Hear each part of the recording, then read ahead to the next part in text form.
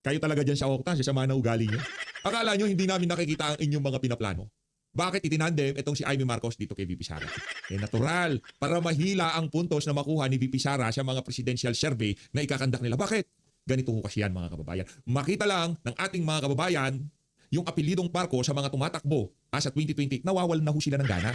Sa sobrang galit nila dito sa administrasyon na to, kahit sobrang husay pa ang itandem sa mga Marcos na yan, hindi na ho talaga yan iboboto ng ating mga kababayan. Ngayon, pagdating kay Leni at dito kay Tulfo, no question. Talagang gumugusto ho yung dalawa na yan.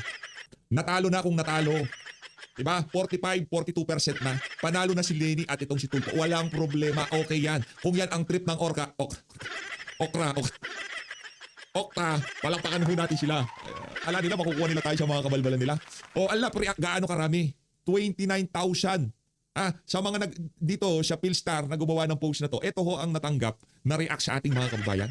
Doon pa lang sa react, maraming nagsasabi dyan sa ginawa ng Octa na yan, hindi sang-ayon ng ating mga kababayan. Ganun lang ho kasimple yan. Talagang binigyan nyo pa ng napakalaking bato itong si VP Sara para mapababa ang makuha niyang puntos sa mga survey na maglalabas. Ang daming pwedeng itandem kay VP Sara. Nandiyan si Senator Rodante Marcoleta, Senator Robin Padilla, Senator Christopher Bongo, Pastor Kibuloy. Ang daming pwedeng itandem. Itatandem nyo pa talaga sa mga pamilya. Kahit ako ba naman, gustong-gusto ko itong si VP Sara, dahil hindi naman ako malalim sa politika, malalim ang galit ko dito sa administrasyon na to. Nakita ko, Sara Duterte, Imee Marcos. Ayoko. Yung ayaw hindi kay VP, ayaw sa apelidong Marcos na nakikinabit nila sa Duterte. Nakuha niyo ba para maipakita ng Octa research na yan na nahahabol na si VP Sara, ni Leni Robredo, nito si Rapi Tulfo. Kalokohan. Isang like at subscribe. Masaya na ho tayo dyan at sa mga gusto sumali sa ating community. Yung join boto nandiyan lang ho sa baba. Nag-uumpisa pa lang ho ang kanilang mga panluloko. Hindi pa ho nag-uumpisa ang 2028 presidential election. Ang Octa research, linuloko na ang sambayan ng Pilipino. By the way, ngayon pa lang ho, gusto ko nang i-congratulate. Teka lang. Gusto ko nang i-congratulate. Grabe, world class to, world class. Hindi pa ho ito hindi pa ho ito pinasinayaan, pero nakakita ho tayo ng ilang mga larawan sa mundo ng social media na kung saan ito wala nang ayos-ayos, irerekta ko na to. Irerekta na ho natin yan. Nirerekta na ho natin yan. Congratulations kay Pastor Kibuloy, grabe ho ito. World class, grabe ho yung kingdom. Nakakita ho tayo ng mga ilang larawan sa mundo ng social media. Tayo ho'y nabighani sa infrastrukturang pinatayo ng Kingdom of Jesus Christ. Maganda ho mga kababayan, maganda. World's largest indoor arena, Kingdom, set to open in September in Davao City. Ice concert and major events. Palakpakan ayos. Sa tingin ko dito dito yung grand rally. Pagka nag-grand rally si VP Sara dyan, syempre automatic andyan ho tayo mga kababayan. Ito ang sabi nitong si Brian Lim. Lord, huwag naman sanang agawin ang karangalang ito tulad ng agaw sa Bukana Bridge at People's Village ng Davao. Amen. Ito si Brian Lim. Mapakasar. Huwag ho kayong ganyan, sir. Magagalit ho sa inyo yung bangag. Congratulations, Pastor Apollo Kibuloy. Alam niyo mga kababayan, hindi biro ang pagpapatayo ng ganyang kalaki. Gaano ba kalaki ang kingdom? Ilang seating ba yung kingdom? Kingdom seating. Seating capacity. Teka lang, hanapin natin Ito. Matindi ho ito. KJC Kingdom, Davao City, seating capacity, 75,000. Naku, matindi ho ito. With a potential maximum of around 80,000. Palakpakan natin. Congratulations para sa mga kababayan nating membro ng KOJC, especially dito kay Pastor Kibuloy. Palakpakan. Yan ang meron sa Davao City. Yan ang meron. Pagka, ito kaibigan ni dating Pangulong Rodrigo Duterte to. Anong ginagawa ng mga kaibigan ni Tatay Digong? Nagpapatayo ng mga ganyang klaseng infrastruktura. Diyan pa lang nakikita na ho natin yung mga individual na nakapaligid kay Tatay Digong hindi corrupt. Hindi pa ho government official itong si Pastor Kibuloy, pero nakapagpatayo siya tawag dito, indoor arena na kayang mag-okupa ng 75 to 80,000 katao. Saan kayo nakakita niyan? Tapos yan makikita mo si Bangag, pupunta siya dyan, aangkinin niya na naman yan. Baka yan ang dahilan kaya gusto niyong ipadala sa Amerika si Pastor Kibuloy. Gusto niyong kunin niya ang kingdom na yan. Ang tatakaw niyo talaga. Diba? Nakita siguro nila, tapos na yung kingdom. Mga walang hiya talaga tong mga to. Ngayon nakikita ko na bakit talagang pinagpipilitan na dalhin sa Amerika ito si Pastor Kibuloy. Gusto sigurong nakawin yan ng mga matatakaw dito sa administrasyon. Anyway, napahaba na ang ating kwentuhan, ang ating talakayan. Punta na ho tayo dito kay Cong Meow. Diyan sa Saganang Mamamayan. Malupit ito Cong Meow to. Ayan. Kumusta mga Cavite? Dahil dito nakaraang mga pag-ulan, napansin namin na Imus, Bacoor, Cavite City, halos lahat ng mga malapit sa dagat binahay. Yes, mostly yung mga lowland areas doon. Laging binabaha. It's very common in Bacoor and Imus. Sa Dasma naman wala kaming masyadong problema doon. Yung mga upland okay na yun And puro suspensions din. We're preparing We also prepared for the evacuees dun sa Dasma. Meron kami mga 10 families. But compared to yung sa mga mas binabalik Imos and Bacoor, we expect less damage. Oo. Pero hindi naman ito kasalanan ni Boying, yung Hindi kasi, no, si Boying ay, matagal na siyang, last term niya as governor is from 2016 to 2019. So matagal na siyang wala sa Cavite. Ayun, so safe tayo. Safe. Very focused na sila sa ombudsman duties. Ayun, tama naman. Kami monitor pa tayo. Nakamonitor silang lahat. It's a very dangerous and very difficult situation now. Correct. Nilalighten lang natin kasi, baka yan eh. No? Teka lang, balitaan mo muna kami, Cong. Ano ba mga pinagkabalaan mo matapos na ikaw napaalis ng Kamara o ng Kongreso? Mostly vacations lang, enjoy muna sa buhay, and we'll see what will happen in 2028 kung ano yung magiging sitwasyon natin doon. But we already planned on campaigning for Vice President Sara Duterte for 2028. Wow. So doon na yung pinagkakabalaan nyo ngayon? Kung paano manalo si Vice President and also yung magiging Senate slate. Pero ang problema, Kong Kigo, ay may ongoing impeachment eh. So, kung ang mangyari ay matanggal yung minority senators, baka tatlo na lang matira magbobotohan. Ma-impeach si BP. Well, Hindi niyo ba nakikita yung senaryo na gano'n? I don't believe that will happen kasi kahit naman makulong sila, for example, yung kay Senator Estrada, they're still incumbent senators. And as per the presiding officer, hindi, dapat ang presiding si Senator Win Gatchalian since he is the Senate President. But since Senator Escudero is the one who stated na ang kailangan doon is still 16 vote threshold. So we're still expecting na even the final date, as long as the imprisoned senators are not removed, that's still the expected threshold for voting. Eh, problema po dyan, yung parang pagkatinakot, nakakasuhan. Pag hindi sila mag-yes vote, papulong sila. Yes, that's also a big issue. At kung sakali mang mangyari yun, then we have to also prepare other plans in case. Pero ngayon, ang nakita ko, estimated mga 11 or 12 votes lang pa lang sila sa yes. At saka ang isa rin namang sabi lang dako, kung may senaryo gano'n, may senaryo rin naman na yung mga dating against ay maglipatan ng barko, di ba? Kasi ganyan sa Pilipinas, di ba? Yes, vote sinking. It's a possibility at habang tumatagal ang impeachment process at habang lumalapit ang 2028 elections, mas dadami pa yung mga lilipat since Vice President Sara Duterte is still the current frontrunner for the 2028 elections. At hindi naman i-risk yung political career nila just for 1 year of the remaining administration. Pero tatanggapin ba sila? Well, depende. Pwede na kaming pumili if ever na masyadong madami na yung mga kakampi. But right now, we'll see. Siguro yung mga una yung mga first 3 na lumipat will be accepting, but Vice President Sara Duterte medyo she's open anyway, basta hindi naman masyadong ang really against lang sa kanya is yung mga those who personally attacked her and those who are very corrupt. Pero ibig ba sabihin nito, Kong Kiko, nag-o-organize na o talagang gawa na yung grupo, partido para sa 2028? Hindi pa in-organize pa. I can't really comment on that. Pero as of now, since it's 2 years before election, nag-uusapan pa lang, we have no actual Senate slate that we've already formed.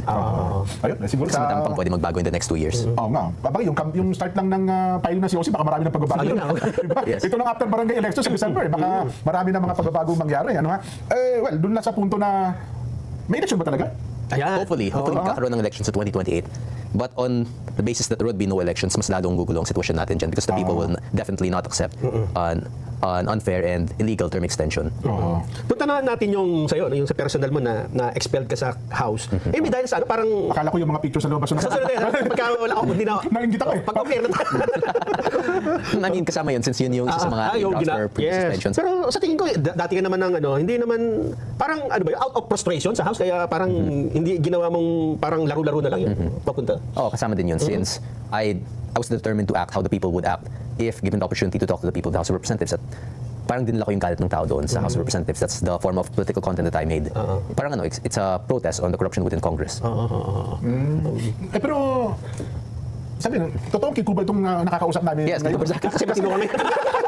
Kasi parang naninibago kami kung yung project ng tao sa social media sa'yo at saka yung ginagawa sa'yo, parang hindi ka makausap ng seryoso eh. I mean, depende naman sa sitwasyon. Kasi ngayon, nakasuit ako, may mga camera, so I have to be serious to some extent, especially when discussing things like yung mga flood control, yung impeachment, hearings, and if we want to be informative and factual, we have to be serious. Pero sa mga ibang issues naman, pag tinanong mo ako tungkol sa mga Babs, Eddie, happy lang. So, Sa mga meow. pero at least, masasabi natin, actually first time ka naming nakasama sa itong programa, pwede palang maging seryoso at produktibong usapan si Kong Kiko. Hindi ko ba? Depende sa kasama ng tao eh. Hindi ko napagkamalan nila tayo seryoso eh. Kong Kiko, ano masasabi mo naman dun sa, actually lahat naman nasabi mo na, no? Itong nangyayari na impeachment, nagiging patas ba yung mga... Kasi kung minsan, di ba, nanonood tayo, merong mga nagtatanong yung mga senator judge, sa tingin ba, may patas ba ang pagtrato? Technically, very, ano sila since yung impeachment court na to, this also serves as part of their political, it's part of building their political images. Kaya parang naging publicity din ito para sa kanila, pwede nila itong magamit sa 2028. Even during the time of my father, late Congressman P.D. Barsaga, during the Corona impeachment, naging nationwide famous siya dahil doon because he was serving as the prosecutor against Corona. And during that time, nakita ng mga tao na parang well, this time center judges sila, but this can also serve as free publicity for the future 2028 campaign, especially mga re-electionists dyan, like Senator Ejercito, sino pa ba? Gatchalian. Re-election, hindi ko na alam, sobrang dami ng senators. But So, ibig sabihin, ni Win. dahil sa mataas ang, kasi tininan ko yung bagong survey, no? Ang taas nung survey ni VP Sara, yung satisfaction rating, tumaas na naman eh. May mga senador dyan na, ano ba, sabi mo, re-electionist, yes. parang bibigyan niya na ngayon ng magandang, kung hindi man pabor, ay at least ay patas na pagtrato ang kasong ito. Nasa trust rating since the institution as a whole is damaged. Noong panahon ni former Senate President Alan Peter Cayetano, nagkaroon ng investigation led into the flood control under Senator Marcoleta, yung sa Blue Ribbon Committee. Pero ngayon, nung nag-switch Senate Presidency ulit sila, nakita ng mga tao na wala na yung focus sa flood control at nabalik sa impeachment. And that's why they need to make this as dramatic, or not necessarily dramatic, as relevant as possible. Kasi kailangan nila ng distraction from the flood control. Now nakita na natin yung epekto ng flood control. Nagpilit sila ng DPWH Secretary, nagpilit sila ng House Speaker. And we can still see the same results. Yes. Pero ang problema, nag-impeachment nga, distraction, bumuhos naman ng ulan. Yes. So balik na naman sa flood Yes, control. I mean, expected talaga yun because of this season. So ngayon, hindi na nalalam kung anong gagawin nila. The people do not want to focus on the impeachment. They want to focus on their immediate concerns, and that is the flood control issue. Especially ngayon, may dagat na tayo ng basura, bagong national attraction natin. So, Totoo. At saka napapansin nila, sa social media, hindi ganun ka-appealing ang impeachment. Mukhang tinatalo sila ngayon ng Korean telenovela. Di ba? Maraming tao hindi nanonood ng impeachment. kasi yung impeachment, matagal na issue na yan. February 2025 pa, wala na masyadong nagbago. Yung complaints, the articles of impeachment from 2025 is the same as 2026. It's still confidential. The two main topics are confidential funds at yung naging grave threats. Yun yung final na ng 2025, yun yung nawala, and then nag-file sila ng 2026. So parang old news na siya, hindi na siya yung masyadong pinag-uusapan kasi lahat na pag-usapan na. Yes. At saka narinig din sa hearing ng House. Sa Kongreso. At saka pag nanonood ka, may dragging, walang spectacular na ano. At saka ibang inihintay nila na yung parang Senador Marcoleta na pag nagtanong, yung inaabangan ng tao. Wala yung ganun eh. Parang yung hearing ng ABS-CBN na nandun yung tatay mo, di ba? Sabihin yung tao talagang 9:10 eh. Sabihin siya man nakatutok, baka sa 10. Ganun kataas yung awareness ng tao, Kong. Yes. Di ba? At mas marami ng problems ang bansa ngayon kaysa noon. We are facing severe economic problems, and yung fuel crisis din na ngayon tumataas, bumababa. It's a very inconsistent situation in the Middle East. Kaya mas marami tayong, ang tambayan ay mas maraming tinututukan na iniisip na mas importante kaysa sa impeachment, and that's actually true. There are things more important than the impeachment court. Ang ginagastos na doon is already more than the confidential funds which Vice President Sara Duterte is being accused of, and it will cost more and more as the impeachment court goes on.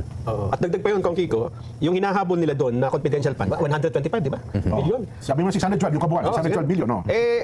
Kasabay nun, meron namang pinag-uusapan na trillion na flood control. 1.3 trillion, Hindi makumpare, no? Hindi, kumbaga sa tao, hindi nila ma-imagine na, teka muna, ba't yan ang priority? Parang hindi magets ng mga At kababayan. lalo ngayon, sa hearing ng Sandigan Bayan, Ayun pa. kinonfirm ni DPW Secretary Manny Bunuan na about isang senador, mayroong 500 million hanggang 1 billion each. Di ba? So, Natatabunan talaga yung impeachment. Oo. nako, yun ang problema kinakaharap natin ngayon. Ano ba ito? Parang napakaswerte ni BP Sara. Dahil nung pinag-usapan nila ito, wala pa lahat, di ba? Wala pang flood control, hindi pa nabubulgar ang ibang mga anomalya. Pero nung siya ang ginigisa, may lumabas na mas malalaki pala, no? Oo. I mean, either way, feeling ko lalabas din ito because the flood control issues now and the economic issues now, hindi naman bigla lang mangyayari ito. It's through mismanagement over the course of a few years. Yes. Oo. Teka lang, ang Dasmariñas City ngayon ay ano bang ina-expect natin na pwedeng magbago? Ay, teka lang pala. Kailan election kasi? Special elections pala. Gun ba na sila eh? Oo nga pala. Kailan bang election dyan sa inyo? August 29, 2026. So this month na, 3 weeks. 2 weeks. Pwede ba kung bumoto doon sa inyo? Hindi pala ako registrado butante. So ano ang hindi naman sa nangangampanya tayo. Baka nanonood kayo ng Comelec. Ano mga preparations nyo? Kasi hindi ka tatakbo ngayon. Technically, private citizen naman, so pwede ako mangambanya. Okay. But ganun lang, we've been joining Mayor Jenny Barsaga on her caucuses, yung sa mga motorcades. Pero ngayon wala masyado since na-postpone due to the bad weather. Pero higpitan ba ang laban? Yung papalitan yung pwesto mo, di ba? Oo. Pero hindi naman, mostly yung mga lagi nang tumatakbo. Actually, dalawa sa mga kalaban ko last elections, last year lang. Sila rin? ulit. So, same name, same faces. Ayun. Pero ang mother mo ay incumbent mayor ngayon, no? Tapos ang tatakbong papalit sa'yo. Yes. Paano nangyari yun? incumbent siya, pwede siyang tumakbo. Incumbent mayor ng yes. Dasma, okay? And then, if she wins, she has to vacate her position, leaving the vice mayor. And by manner of succession, Ah, yung so succession yung vice ng mayor LDO. magiging mayor, yung councilor magiging vice mayor. So kung kahit na sa incumbent kayo, nag-file siya ng certificate of candidacy, tatakbo siyang congresswoman, at kapag ka nanalo, yung vice mayor niya, aaktong, Yes. magiging mayor. At yung mayor, ang pipili kung sino sa mga councilor, ang magiging vice mayor. Ganun ang mangyari. I think yung number 1 yung magiging vice mayor. Okay. the first Automatic ba yun? Yung first councilor? Kasi yung first councilor yung nagsaserve as presiding officer ng of the city council if ever the vice mayor is not present. Since noong 2022 to 2025, I was also first councilor. Ako yung number 1 councilor within my district. And yun talaga yun. But then we can designate someone as presiding officer. Pero yun, it's a matter of succession. Bagay. Anyway, ano bang doon sa yung ano na ba mga progress ngayon sa tagal na kami hindi napupunta ni Nelson sa Dasmariñas eh. Diba? Ay, balitaan mo naman kami kung Kiko. Ano Very bang good. mga bago nandiyan? Dasma is improving. Number 1 na kami economically in terms of in Cavite, number 1 in population. And also we have created 3 buildings na kami sa public college namin sa Colegio ng lungsod ng Dasmariñas. The arena is doing well, which has opened a few years ago. And my public hospital na din kami, city funded. Ang problema niyo ata ngayon yung tubig. Di ba? Under prime kayo dati Yes, yung water problem. Yung water problem ninyo kasi nakilala ko yung GM niyo dati, si GM Ed Silva, napakaganda nung pero nung nabili nung prime, paano ba daw nasusolusyonan ngayon yung problema na yan? Ngayon may bagong nag-change of ownership yung Prime Waters and then Hiraya Water na sila ngayon. Okay. And we're discussing on how to improve the water situation right now. So hopefully within the next few months we see significant improvements. Kasi yung problem sa tubig namin also stems from a lot of other factors. Our population also dramatically increased within the last few decades. So there are plenty of issues within our city that adds to the water crisis. Pero plan namin solusyonan yan in the future. So, sa lalong madaling panahon, masusolusyonan na yan, Cong. Hopefully. We'll do our best. Nelson. Itong sa pagdating ng 2028 election yan, qualified ka na ba para mag... Presidente? Hindi pa. Senador. Side lang ha? Hindi, 27 pa lang ako ngayon. Ay, By di ba? 2028, 35 minimum for Senate and then 40 minimum for Vice President and President. Yun pala. So unless magkakaroon ng biglang constitutional convention tapos biglang gagawin Balikan natin minimum age. para... Pero anong plan mo? Matatapos ang term ng... Of course, halimbawa, nanalo ang mother mo as representative ng Dasmariñas, matatapos din ng 2028. May political ka pa rin plan? Posible. Depende sa sitwasyon natin sa 2028 because there are plenty of things that could still change in the future. But hopefully, we'll see if there are any vacancies kung may mga pwede akong mag-party list or for Congress again, maybe for a different local position or posibleng magkaroon ako ng ibang career path depending on that because I'm still young and there's still other opportunities outside of politics for me. Yan. Baka maging broadcaster ka rin, malay mo, di ba? Posible. Magandang view, magandang... Welcome to the Meow broadcast. Oo nga, pero wala pa naman nagbabawal ng tumakbo kang congressman, di ba ulit? Yes, walang perpetual disqualification Ayun, kasama doon. Since walang kasamang kaso yun yung special sa naging expulsion case. Since there's no case tied to that. So, yung naging sedition cases ko na junk naman yun. And then yung cyber libel case ko, hindi yun yung kasama sa naging grounds for expulsion doon because it is filed by a different councilor. Hindi siya kasama, a different congressman. So, it's probably the first case na walang kasamang crime. Hindi katulad ng previous expulsion cases like for example yung kay Tebes na na-expel siya due to the multiple murder, 8 dead yun. And then nung pumunta siya ng ibang bansa. So yes, there's no perpetual disqualification from office. There's actually no grounds for disqualification of office. So parang tinanggal na ako ng Congress but I can return anytime. Even for this election, pwede akong tumakbo ulit. Oo nga pala. Pwede ako tumakbo kasi wala nang pera, mahirap na ako. Pero nagsisisi ka ba, Pong Meow, doon sa mga ginawa mo, kaya nagdesisyon ng Kamara sa'yo? Siguro, if I were to do it again, then masawain ko pa yung mga magnanakaw na congressman. Yes, I did what is right and that's what's important. Yun yung pinaka-importante. I can sleep at night with a clear conscience unlike most of the congressmen that I know. Ganun talaga dyan, no? Kapag medyo sumalungat ka sa ilog, pagtutulong-tulungan ka, Kong, medyo mabigat ang laban, lalo yung mga first timer na kagaya mo. Di ba? Pero may iba yung nag-uusap-usap ng mga katulad ni Cong Lian, di ba? Tapos isa pang si Kong Paulo. Tapos si Kong Mendoza, yung sa party list, ano? Nakabuo ba kayo ng grupo talaga noong nandun kayo, magkakasama pa? Well, hindi naman siya grupo in the terms of parang partido or anything. It was more of parang mga friend groups lang. Parang sa mga school, may mga friend groups na ito magkakaibigan sila. Tapos like that, we form groups within Congress, not on a specific policy issue or on the mutual grounds for being against impeachment. Pero because nagka-vibes lang kami. Ang tatandaan mo, Jen, nung mga bata pa sina Kong Ace Barbers, di ba? Spice Boys. Spice Boys ba yun yan, ano? Yan. Ay, ngayon, ano na sila? Wala nang spice. Wala nang asim. Wala nang asim na yun. Nako. Maletagang na. Yun ang mabigat, ano? Nawala ko na. So ano pang mga future plans mo, Kong Kiko? Vacations, enjoy muna. Then we'll see what will happen. Plano ko din mag-vlogs. Actually, isa na ring source of income ko yun, yung vlogging. tama, oo. And it's actually going really well for me. Yes, oo. Tama tayo, magkulab tayo tatlo. Ah, pwede. Meow vlogs. Magkulab Meow vlogs, pwede siguro, no? Paano ba nagsimula yung Meow na paggamit mo? Mahilig ako sa pusa. And so, sinasabi ko, meow. Lagi ako nag-meow sa mga cats ko. And then lagi din ako nag-meow pag, like for example, nanonood ako mga cat videos. So, nag-meow vlogs na ako. Yun yung naging trademark ko. Yun yung sinasama ko tuwing may mga posts ako regarding mga class suspensions or city announcements. Nag-umpisa siya as a joke and then sinama ko siya sa mga serious posts. And ngayon, lahat ng mga posts ko may cats na. Tapos naging identity mo na. Yes. Ano? Tsaka bachelor ka, di ba? 27? 27. Nako, Single and ready to Ay, make. yan ang problema, no? Pagka ganyan, siyempre, una, matalino, gwapo, tsaka... Thank you. Siyempre, paano tayo umiiwas? O hindi ka umiiwas? Hindi naman. Enjoy lang habang bata pa. Actually, hindi ko naman kailangan umiiwas eh. Ang kailangan, ang mas may problema ngayon ay yung mga congressman na may asawa na Yun ang problema. nang bababae pa. Yun. At dahil dyan, itatanong ko sa'yo, buti hindi ka Bakit tayo nadawit. magpaalam? Bakit tayo magpaalam? Sige, sige. Buti hindi ka nadawit doon sa, yung tanim, ano ba yan dyan? Alin? Yung tanim... Tanim pokpok, sabi niyo. Kasi tinuro si Lian eh. Pero kay Lian, hindi ako naniniwala eh. Mas maniniwala ako kung ikaw ang itinuro. Imposible na ako yun. So, wala akong pera eh. Hirap na ako. So, yung, ano sa tingin mo? Regarding doon, yung kay Recto, I'm not sure since recent news lang din yun and hindi ko pa nakakausap sila Lian tungkol doon. Actually, ang alam ko nasa medical leave si Senator Lauren Legarda at kasama niya si Lian. So, we'll see. I have no information regarding that. Actually, nung nabasa ko din yun, parang random nun. So, kung ano na lang yung may issue. Since it's also like, I've never really expected ko na ganung klaseng issue yung mangyayari. So, we'll just see. We'll just see. Parang sobrang unbelievable naman yung ganung issue. Kasi pwede bang mahuli naturally, hindi naman kailangan ganung klaseng operation eh. Ayun. Edi, tignan natin. Yes. Anyway, Kong Meow, invite mo yung ating mga viewers and listeners. Saan ka ba nila susubaybayan at ano pa ba mga future plans mo? You're always free to follow the ex-Congressman Kiko Barsaga Facebook page for the regular daily, well almost daily pag hindi ako tinamad, na Meow Vlogs. Meow! Meow! To everyone, especially Ayun na nga mga kababayan, dito na natatapusin ang ating reaction video. Maraming salamat sa pag-support sa Facebook. Mag-ingat ko kayo lahat. Maraming salamat mga kababayan.